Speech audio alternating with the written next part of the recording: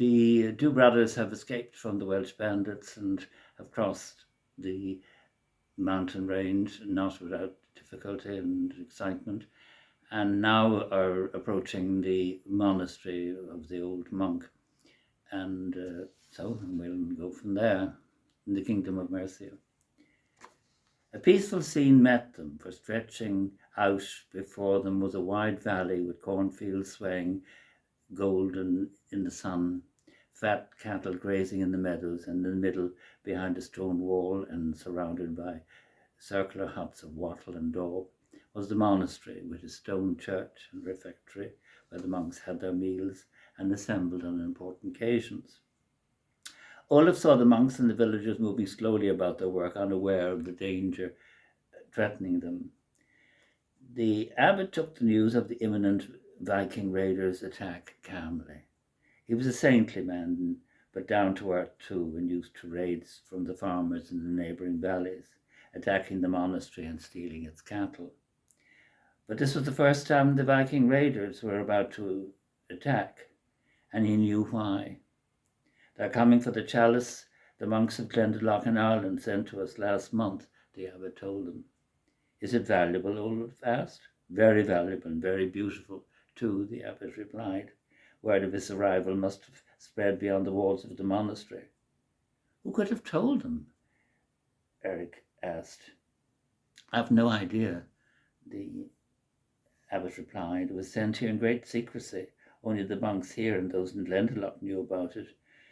No use worrying about that now, the abbot went on. We must hide the chalice. We can't hide it in the monastery, the old monk said. The raiders are bound to find it when they ransack the place. We could bury it in the cornfield over there. Abbot Tom pointed to a field far beyond the monastery. They're bound to see the freshly dug soil, said the abbot, very worried now. Why not near the entrance of the mine shaft? Eirik ventured hesitantly.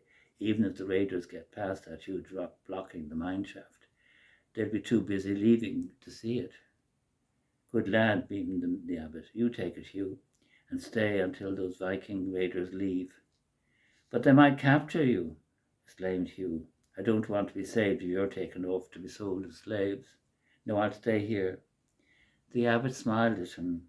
The chalice must not fall into the hand of those Vikings. Should we be captured, return it to the monks of Glendalough. I don't know how you'll do that, sorry, but I have confidence in you. You'll find a way and bring Eirik and Olaf with you. I don't want to risk them being captured.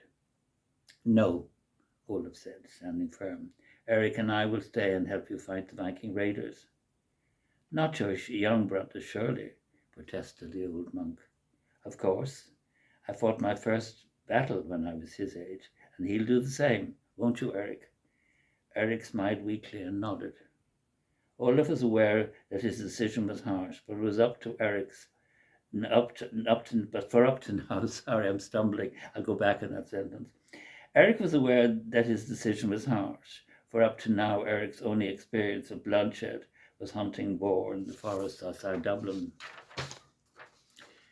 Off you go, the abbot told Hugh. The rest of us will gather all the wooden beams we can find to barricade ourselves into a refectory. Shortly after dawn the following day they heard the war crimes. It was a chilling sound. The Viking raiders began their attack by killing all the villagers and burning their huts. Soon smoke steeped into the refectory. Fear and trembling seized the monks.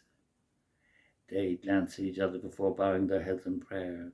Many jumped at the sound of the pounding on the refectory door.